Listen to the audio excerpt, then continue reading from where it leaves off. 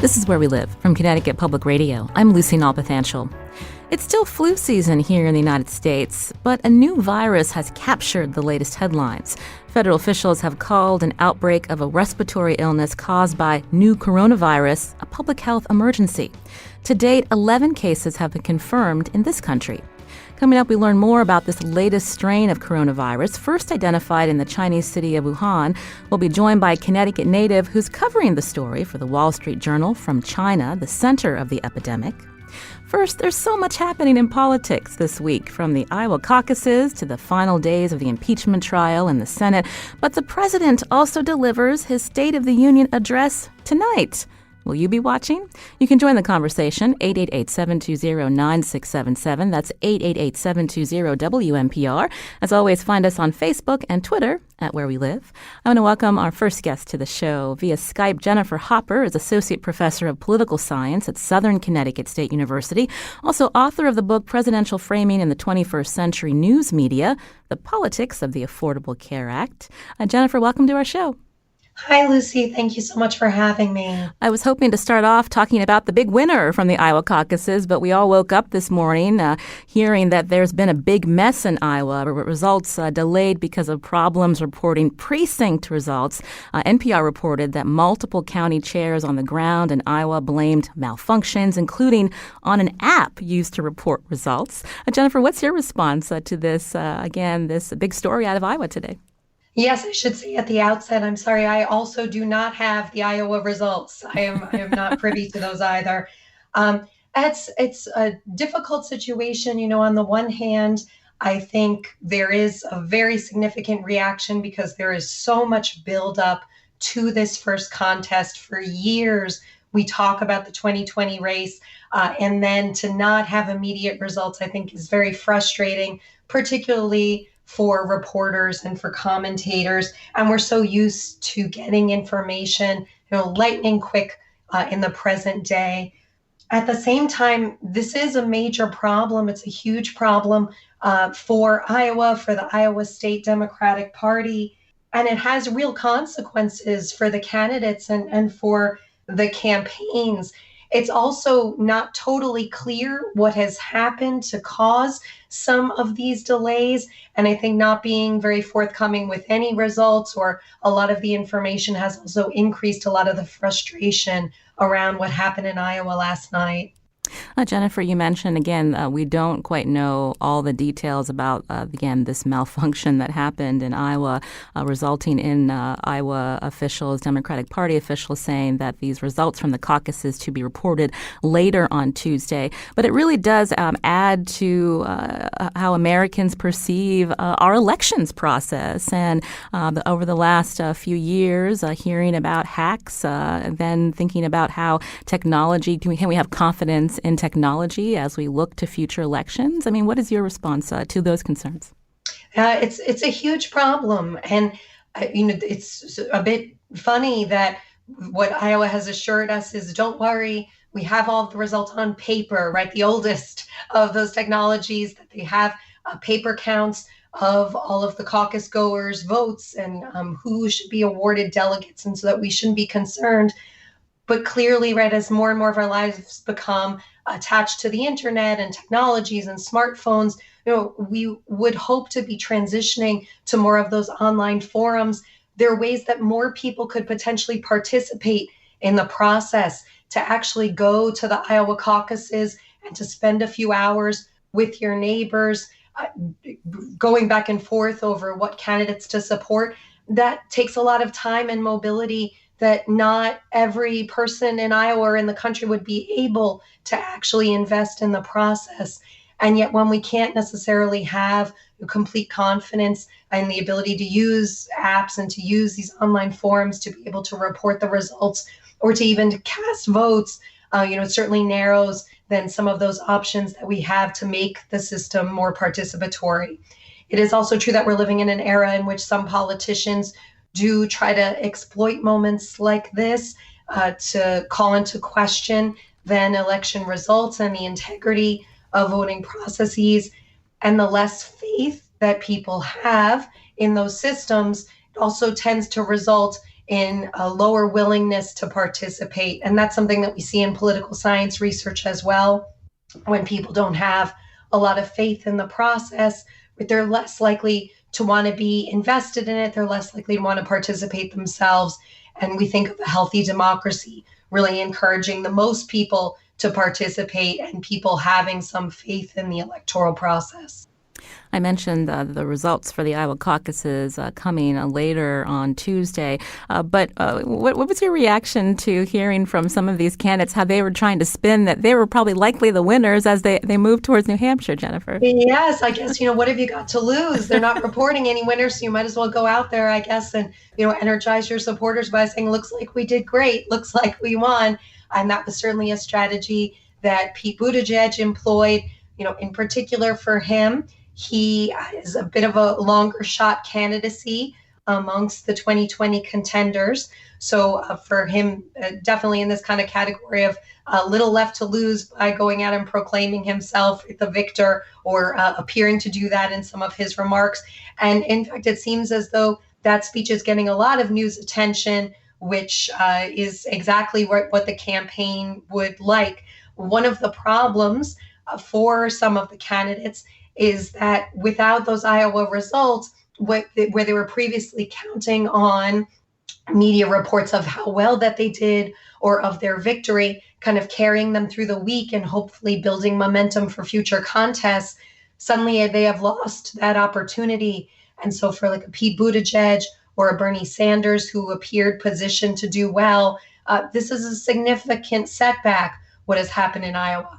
At the same time, with what you're saying, some of the candidates proclaiming, oh, we seem to do so well, you actually did not hear much like that from the Biden camp. And so it's possible that even internally, the Biden campaign knows that maybe it appeared that they were not going to perform very well in Iowa. And so maybe not having results helps a candidate like Joe Biden. It might help a candidate like Michael Bloomberg, who chose not to compete in Iowa at all. So there's some candidates who may appear to be winners and losers, and some who are willing to proclaim themselves winners following last night. And you're talking about what's known as the bounce, the importance of Iowa being the first contest in this presidential campaign. Yes, that's right.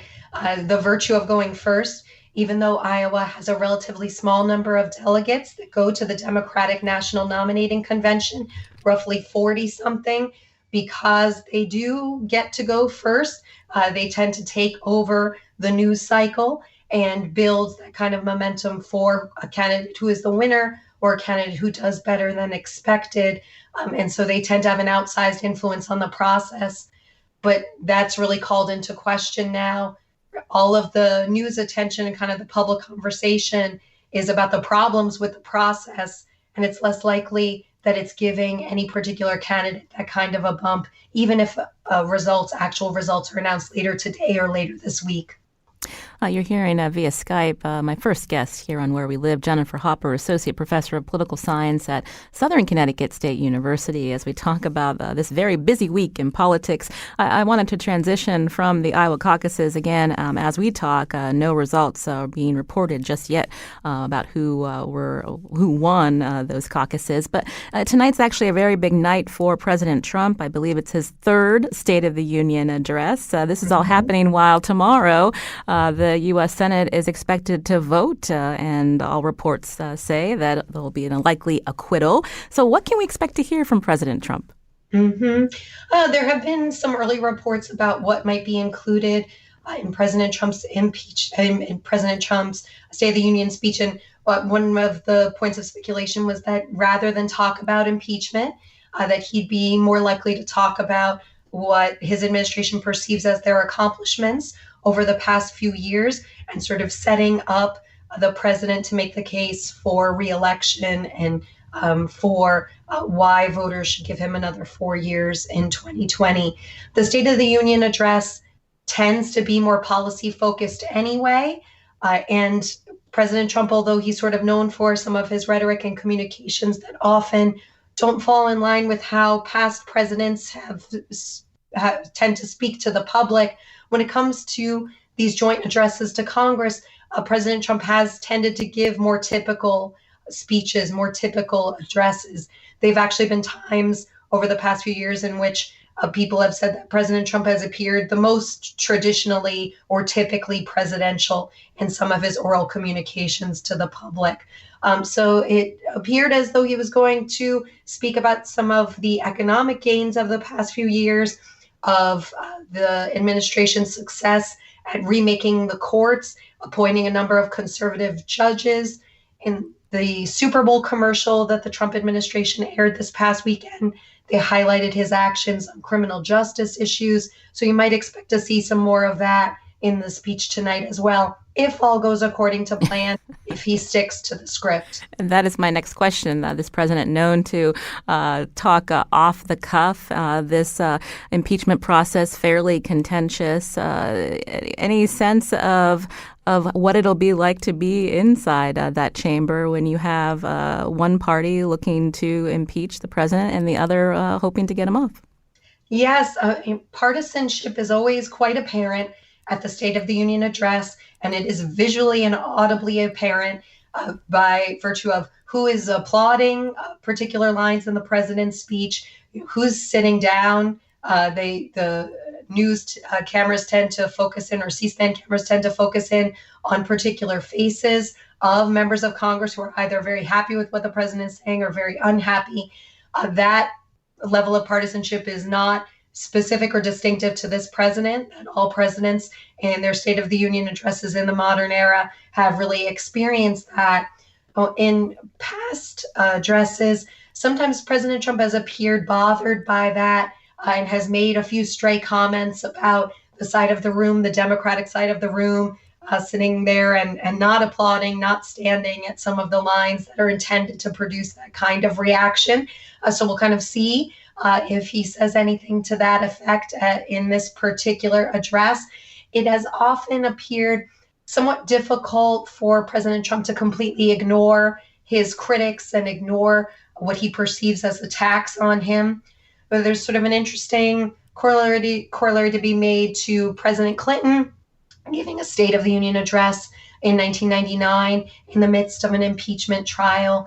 And what the Clinton strategy appeared to be was to ignore impeachment entirely, to just focus on, we're doing the work of the presidency, we're focused on the work of the American people, and to really kind of push aside everything that was happening in the impeachment vein. Part of their effort to paint impeachment as a partisan effort to oust the president. So I think in theory, that is what the Trump administration would like to do as well. I think that's certainly what leaders in the Republican Party would like to see President Trump do. But it is not clear, right, that he will do that. I would say absolutely, if you looked at the teleprompter, I think that President Trump's speech probably doesn't make a lot of references to his detractors in impeachment. But whether he chooses to say something that is off the teleprompter, I'm not a betting woman, so I probably would not offer a prediction on that specifically, but there's certainly a good chance of it. Jennifer, do we have any sense of how many Americans will be tuning in to the State of the Union address? I ask that question because, there are many people who've been paying attention to the impeachment trial, but this gives President Trump the opportunity to speak to those millions of voters who may not have been following this impeachment coverage each and every day. Yes. So generally, the ratings for the State of the Union have been sort of worse in the era in which people have more options, more things to watch, right? In the cable news era, in the era, or just cable television generally, right? That entertainment programming goes up against the State of the Union address, or that the internet and streaming options offer an infinite number of choices for people who maybe don't particularly want to watch that speech. So you don't quite have the same captive audience as you once did when there were just 3 television networks. And if you were going to watch TV at that particular time, then you were going to be locked into the State of the Union address. At the same time, it does have a substantial amount of pomp and circumstance and kind of symbolic value.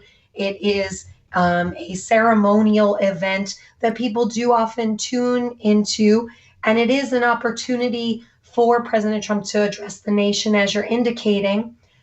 President Trump's political support, however, is a little bit different than other recent presidents. that much of his political backing does rest on his base and the base of the Republican Party. His approval ratings, as we know, have been relatively low and relatively consistent over the early years of his presidency. And so for President Trump, no matter the forum that he's speaking in, even a State of the Union address that's sort of designed to be for a national audience, often the audience that he's typically geared toward is his base, is the base of the Republican Party, are committed Trump voters that he does need to keep in his corner in order to maintain that level of consistent support, even if it's a bit lower than approval ratings of other presidents, of his predecessors.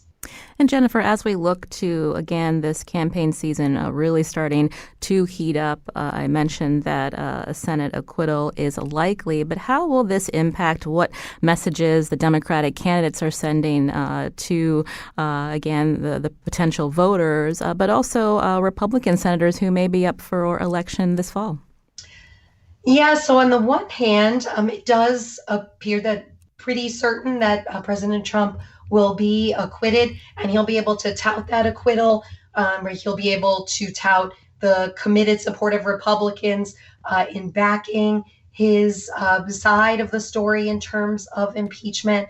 But in moving forward, this has now dragged out into the public a number of new details about some of the controversies involving his actions with regard to Ukraine.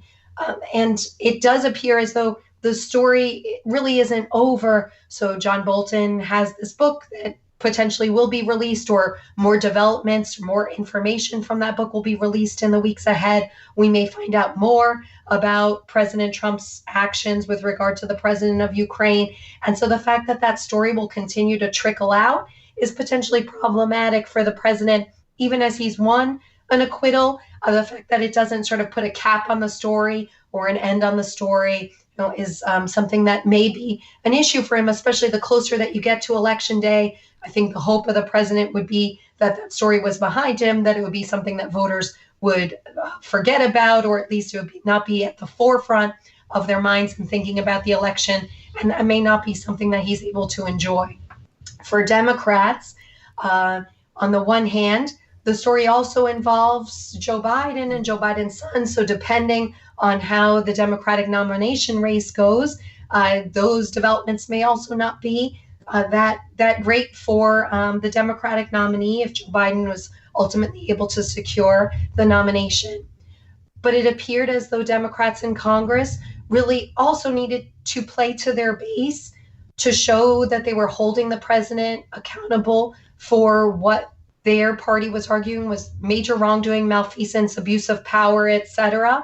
And so it may energize the Democratic base to have called the president to account to this, to have publicly sort of forced Republicans and many Republican senators who are up for re-election in swing states in precarious electoral circumstances, to force them to go on record about what they thought about some of this behavior. And you've seen some prominent Republicans having to say, I don't agree with what the president did, or that they wouldn't have done things in the same way, even as they vote to acquit him. So those things are potentially politically damaging to the president. And certainly, they put many of those Republican senators, especially in states like Colorado and Maine, Tennessee, they put them in a difficult scenario. I want to thank Jennifer Hopper for joining us today via Skype, Associate Professor of Political Science at Southern Connecticut State University. Jennifer, thanks for your time. We appreciate it. Thank you. I apologize for the quality of my voice as well. Thank you for having me. Well, thank you. Thanks so much. This is Where We Live from Connecticut Public Radio. I'm Lucy Nalpathanchel. Up next, a new strain of coronavirus is at the center of an outbreak in China. The respiratory illness has spread to other countries, including here in the U.S. After the break, we talk with a Connecticut native who's covering that story. You can join us too, 888-720-9677, or find us on Facebook and Twitter at Where We Live.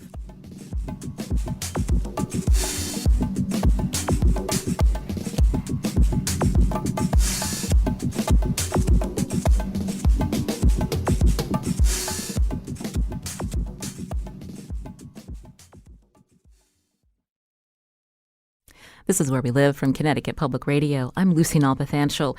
You've likely heard of coronavirus by now, but how much do we actually know about this latest strain? The outbreak of the respiratory illness has affected more than 20,000 people, mostly in China. My next guest has covered this story for the Wall Street Journal. She's also a Connecticut native. Joining us via Zoom is Julie Wernow, who originally is from Waterford, Connecticut, and used to work for the Day of New London. Julie, welcome to our show.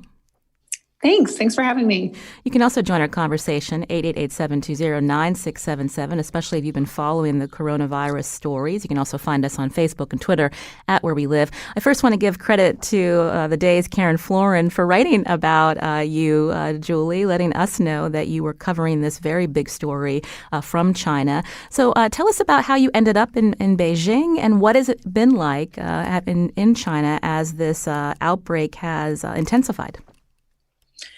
Well, I started working for the Wall Street Journal about 5 years ago, and I was writing at the time about developing countries and their financial markets. And of course, China is the most important one. So after a while, I was talking to investors so much about China, I thought maybe it's time that I move there. So a little over a year ago, I took the plunge and I moved to China sight unseen. I had never even been to China before I showed up. And, the first year has been quite an adventure, as you can imagine. It's a bustling, global, exciting, international city. Things are moving, at the speed of sound in China. People are doing a lot of the same things that, you would do if you were in a big city in the US. They're taking spin classes, they're drinking craft beer, they're building businesses, et cetera. And then, just all of a sudden, a few days ago, really, everything just shut down. When this coronavirus showed up, I think at first, nobody took it too seriously. It was just a few cases. China has 1.4 billion people in it. So when you look at these numbers, that's something to kind of keep in perspective. But as the rate of the virus spreading started to grow quite rapidly, seemingly overnight, people really started to get scared. Now, I understand, again, that the Chinese government has pretty much closed off the province where the city Wuhan is located, where, again, the new virus first appeared. But you were reporting from Beijing. So tell us about how you saw Chinese officials responding, and really how far away is Wuhan from Beijing? Wuhan is quite far away from Beijing. I sometimes like to think of China is like the size of the United States. There's not quite, it's a little off from there. But I mean, if you're in the US trying to imagine the country, you can imagine if something, was happening, a few hours flight away from you. That's where the epicenter of this virus is. It's a big car manufacturing area, actually. So there's a lot of automakers that are hurting right now that you would have heard of, like Honda, for instance. So this thing was happening pretty far away from me. And but Beijing, that's where the government is really centered. And so what we saw is what some people have said is a very rapid response, and what others have criticized as quite the opposite. So this all started happening during a very difficult time for China, which is the Lunar New Year holiday. So once a year, pretty much everyone in China is traveling. A lot of Chinese don't get a lot of time off. This is the one rare opportunity that they do. People are getting on trains and planes, and they're going back to their hometowns to spend a significant amount of time together. And so this virus started to take off a little bit before that travel period started. And they didn't really start to lock down these cities until a significant period of time after, when everyone would have started leaving for the holidays. So essentially, you've got people who might be carrying a disease that has a 14-day lag in some cases before anyone shows any symptoms. and they're traveling all over the country and all over the world. There's estimates that Chinese were expected to visit 100 countries this year. Outbound travel has become quite popular in China. And so now we're seeing, of course, all these countries, including the US, putting restrictions on travel from China, checking down passengers. We've had countries ship back people who were coming to China to visit. But a lot of this is happening pretty far after the height of that Lunar New Year travel season. What has been the response in China with, again, how the government has handled this in terms of putting 11 million people on lockdown, trying to build a hospital, I believe, in 10 days? I think they're close. Are people getting the needed care within the country? What do we know? Yeah, I mean, now that lockdown's extended to, I think it's about 60 million people. So imagine that. That's an unprecedented number of people. Nobody's ever seen anything like this in world history, who are essentially locked in many cities in their homes. There are cities that are saying, allowing one member of a family to come outdoors once every 2 days with a mask on, only to acquire some of the most basic household needs, food and water, essentially. And so really, so far, the response I've seen from people in China, a lot of people are abiding by this. And in some cases, not only abiding by it, but doing it unnecessarily. So you have people who are in cities that are not locked down, where they have had no exposure whatsoever to anyone who's been sick or been in a region where anyone's been sick. And they are choosing to self-quarantine themselves for 2 weeks. Even in my apartment complex where I live, people are choosing not to go outdoors unless absolutely necessary. Everywhere you go, people are wearing masks and really taking what the government's saying about staying inside to heart. You see banners everywhere that say things essentially that translate to, having guests in your home is dangerous, that you shouldn't try to shake hands with people. It's a very isolating environment right now in China, but that's exactly what the government is hoping to do. Via Zoom today here on Where We Live is Julie Wernow, reporter with the Wall Street Journal. She covers China from Beijing. She's actually a native of Connecticut, used to work for the Day of New London newspaper. You can join us as we talk about this new coronavirus that, again, started in Wuhan, China, but now has spread in many countries, including here in the U.S., just 11 confirmed cases in our country. The number to call in, 888-720-WNPR. That's 888-720-9677. Before I take a call, again, Julie, we should just mention again, this is a new coronavirus, as I mentioned. Similar to another form is the common cold. I mean, what do we know exactly about this new strain? That's right. It's the coronavirus. Another form of coronavirus you all would have heard of is the common cold. In this case, people were at first comparing it to SARS because it does attack the lungs, and usually when you see these cases, it's because it's led to pneumonia. And if you think about how deadly pneumonia can be, especially among certain age groups, that's where we see the death rate coming from. What's interesting is this is definitely spreading more rapidly than SARS. It's already bigger than SARS ever was, which was a huge, caused a pretty big economic crisis. But it is far less deadly so far, based on what we know about the death rate. So it's about 2.2% of people are actually dying from this disease. We still need some time because it has quite a bit of a lag time. But that is fortunate that it doesn't seem to be quite as deadly as some diseases we've seen in the past. Again, you can join us, 888-720-9677. Joseph's calling from Purchase, New York. Joseph, what's your question or comment? Hi, it's great to be on the show. My question is, since the outbreak of the coronavirus, there's been a lot of racist sentiment towards the Asian population. And I was just wondering your general reaction to that. Thank you, Joseph, for your call. Julie, what is has been the reaction? Yeah, that's been an unfortunate side effect, of course, of this. And I will say, as someone who is not ethnically Chinese, it's anyone really who's traveled to China. I had to travel recently to Paris, and I've been quite reticent to tell people where I've been flying in from. People are so afraid. I think that it's unfortunate that in times like this that we sort of pick the wrong thing to turn on each other about. Yeah, it's definitely something that we're seeing in terms of just a very massive, in some cases, overreaction to a disease that, yes, we don't know that much about yet.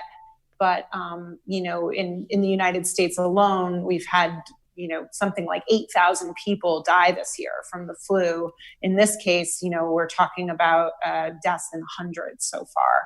So there's a little bit of illogical reaction going on here to this disease globally. And we'll be talking about that coming up with Kaiser Health News about the fact that this is also happening during the U.S. flu season. And this is something that more people should be concerned about versus this low possibility of catching this new coronavirus. But I did want to go back, Julie Wernow, to when we were talking about how China pretty much locked down, as you mentioned, now 60 million people. Any concerns outside China about any kind of human rights concerns because of what China is known for as being authoritarian? And while if it's a global health emergency, it's important to try to keep new infections. Any concerns about their approach? I think that's a really good question. It's a question that we've been asking, and I know that we have some reporters who are working on that coverage. I think what was interesting to me, just as an observer, was seeing how the response globally, I think from WHO, from the United States, was very much the U.S. that China is doing the right thing, that they're getting control over this virus. And I think that if you look at it from, a top-down kind of perspective, you can see that. They're trying to get people to isolate in their homes. I think that the human rights issue that is concerning here is that in China, you're seeing regular everyday people being empowered to keep people in their homes in a way that, does have you questioning where this authority is coming from. And so, for instance, there are neighborhood cadres that are tasked with, going around from door to door, asking where people have been traveling. We have people, I have friends who are staying in hotels where they're getting their temperature checked 9-10 times a day and being, forced to stay inside even when, their temperatures are really relatively normal. There's just a lot of paranoia mixed with regular everyday people being empowered to take control over the freedom of their neighbors. And so I think that in time, this will probably go down in the history books as a very significant time in history where this was sort of allowed to go on. Julie, I should mention you were out of China for a few days at a conference. You're heading back to Beijing, I believe, tomorrow. As your work as a journalist, sometimes reporting from places that can be dangerous to your health. What has been the reaction from your family and friends about your work? Well, I imagine that my mother, who's still in Connecticut, is probably listening to this right now and also trying to get some information about that. I've had friends and family ask me, if it makes sense for me to go back to China. I'm actually still in Paris right now. I've been trying to get back to Beijing. We've got airlines canceling flights. I've had to reroute my flight possibly twice to get back there. And I feel very safe in terms of I have all the equipment that I need to keep myself safe. I am doing a lot of reporting, honestly. You at a certain point, you're inside a lot as well. We've shut down our office to protect our own employees. And I have all the hand sanitizer I could could stand for the next year and a half now that I've been able to acquire some outside of the country. So I hope to get back, and I hope to be able to bring some supplies to my coworkers as well, who are facing some shortages inside China for just basic protective gear. Well, we want to thank you for joining us, Julie. We hope you stay healthy. Julie Wernow, reporter with the Wall Street Journal in Beijing, originally from Waterford, Connecticut. She used to work for the Day of New London. Again, has been covering this new coronavirus outbreak in China. Julie, thanks again. Thank you. This is Where We Live from Connecticut Public Radio. I'm Lucy Nalpathanchel. Now, as I mentioned, this outbreak in China of new coronavirus is happening while the U.S. is in the middle of flu season. After the break, we talk with Kaiser Health News, and you can join the conversation, 888-720-9677. That's 888-720-WNPR. You can also find us on Facebook and Twitter at Where We Live.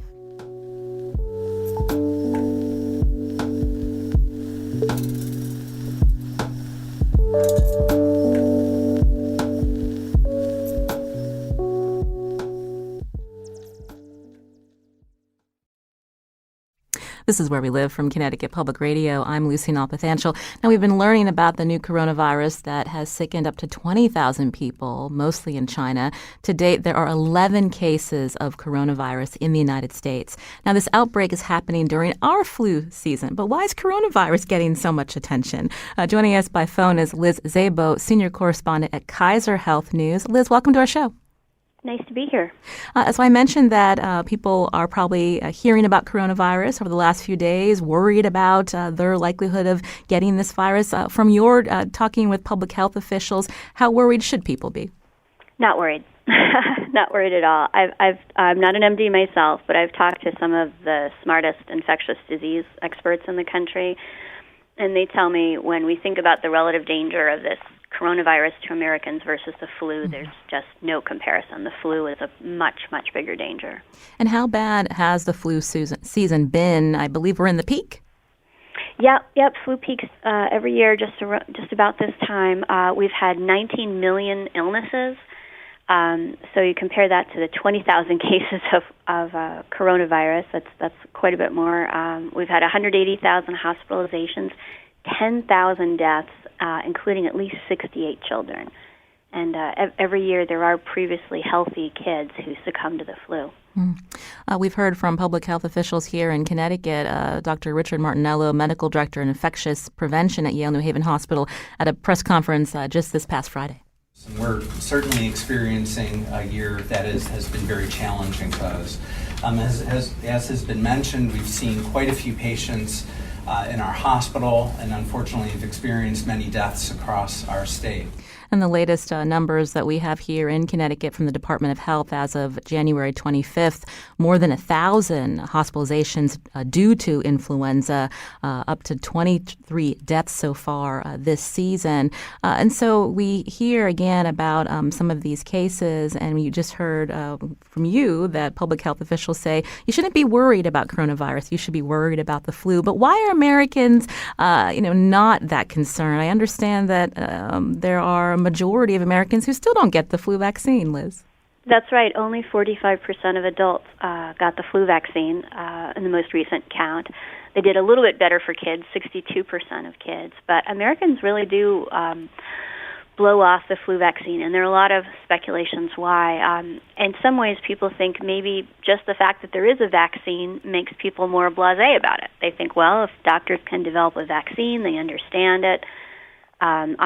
When you have a choice of getting a vaccine or not, it puts the ball in your court. You are in control, and people feel much better about their lives in general when they're in control. So just the fact that they have a choice of getting the vaccine, even if they don't get it, somehow reduces their fears. And I think people say, too, the fact that this is a quote-unquote foreign virus. It's the Wuhan virus.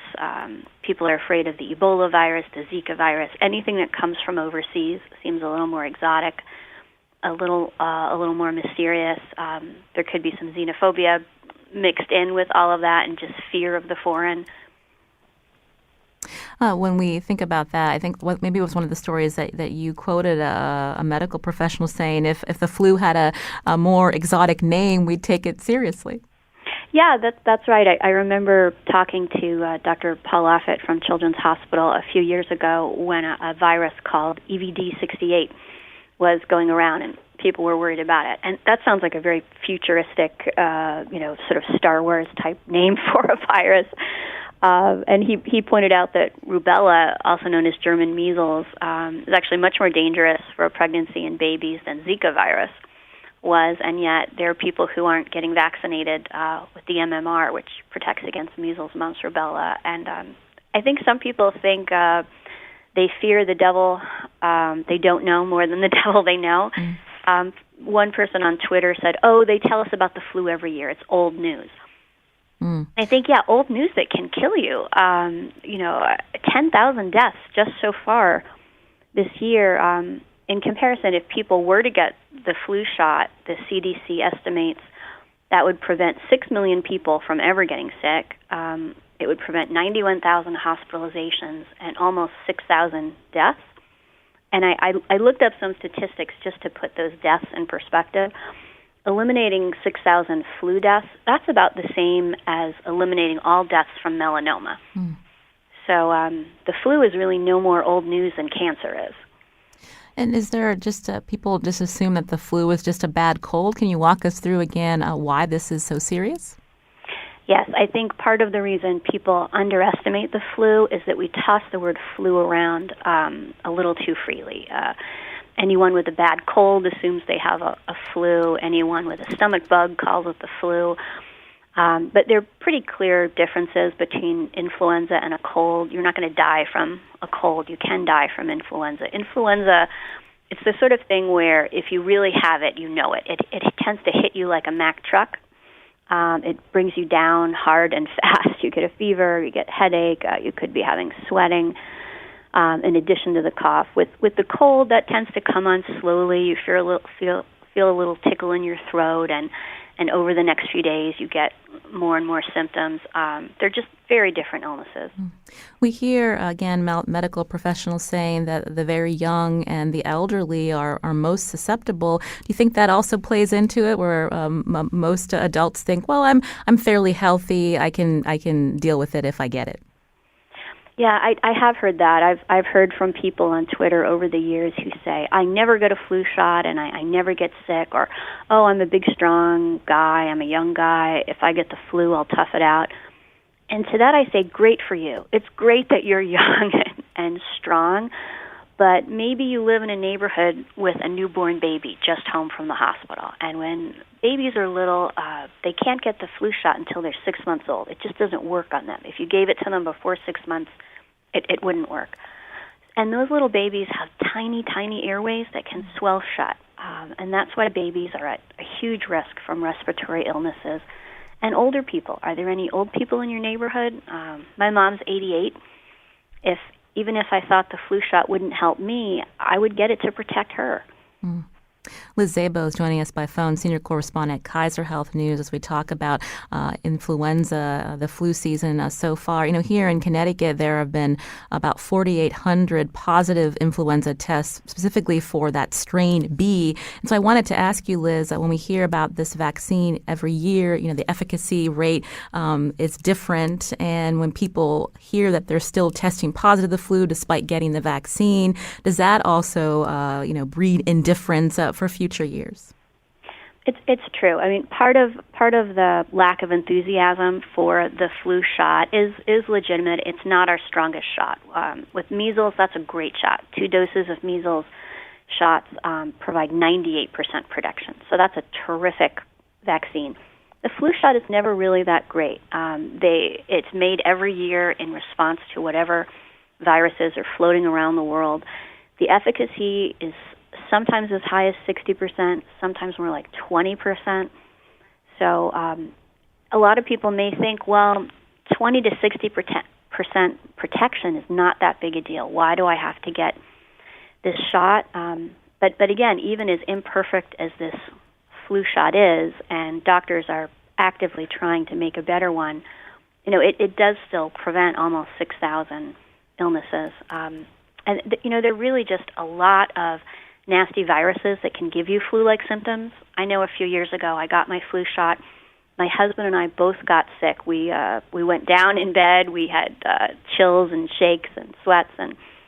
But the fact is, we don't know. Was that the flu, or was it one of half a dozen things that cause flu-like symptoms? There are just a lot of things that can make you sick. Mm. So I guess the question at the peak of flu season, Liz, is it too late to get the flu shot? Maybe. What doctors have told me is that maybe not, but get it today. And the reason is that it takes 2 weeks for the vaccine to be fully effective. That's not a weakness of the vaccine. That's just how long your immune system takes to make antibodies. So it's going to take your body a couple weeks to make antibodies against the flu. So if you haven't gotten the flu shot, doctors say, yes, get one today, and then put it on your calendar to get one next October. And then as far as when we think about complications that come about when people get the flu and don't have the flu shot, also, the likelihood of catching pneumonia. I mean, there are other vaccines that also help with that to lessen that likelihood. Yeah, for older people, there is a pneumonia vaccine. Kids, of course, get a variety of vaccines that can prevent them against respiratory illness. So for older people, they do recommend those shots. One reason why older people are at risk, they tend to have more chronic conditions. They may have asthma or some kind of other breathing problems. They may have heart problems. And when you get old, your body is breaking down and doesn't work as well. Your vision's not as great. Your hearing starts to go, maybe your memory, your knees. Your immune system, unfortunately, is the same. An old person's immune system just doesn't work as well. So they get sick more often, and they don't take up the vaccine as well as others. There have been some studies in Japan that actually showed the best way to protect old people was to vaccinate kids, because kids take up the vaccine great. They have super strong immune systems. They're germy little vectors of disease. And they found that if they could just vaccinate lots and lots of kids, that was the best way to protect old people. Well, I want to thank Liz Szabo for joining us here on Where We Live. She's senior correspondent at Kaiser Health News. As we all pay attention to this new coronavirus, it's also important to remember to get the flu shot. It's more likely that we will get the flu than coronavirus. Liz, thank you for joining us today here on Where We Live. Thank you. Today's show produced by Carmen Baskoff. Our technical producer is Kyone Wolf. Thanks to Robin Doyen-Aiken on the phones today. You can learn more about the show. You can download Where We Live on your favorite podcast app. I'm Lucy Nalpathanchel. Thanks for listening.